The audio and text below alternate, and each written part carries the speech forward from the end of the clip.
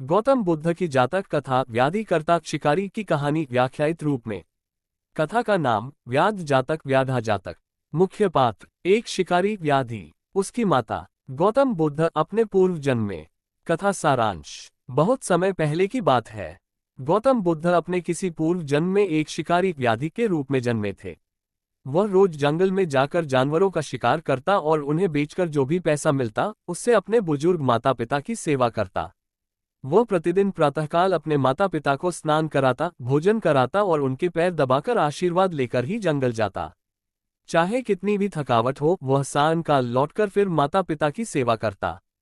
कहानी का मोड़। एक दिन कुछ भिक्षु जो ध्यान योग में लीन थे, जंगल में भ्रमण कर रहे थे। उन्होंने देखा कि यह शिकारी प्रतिदिन पशु मारता है, लेकिन फिर भी उसके चेहरे पर कोई पापबोध नहीं है। वे बुद्ध के पास पहुंचे और पूछा, भगवान, क्या एक हत्यारा भी पुण्य कमा सकता है?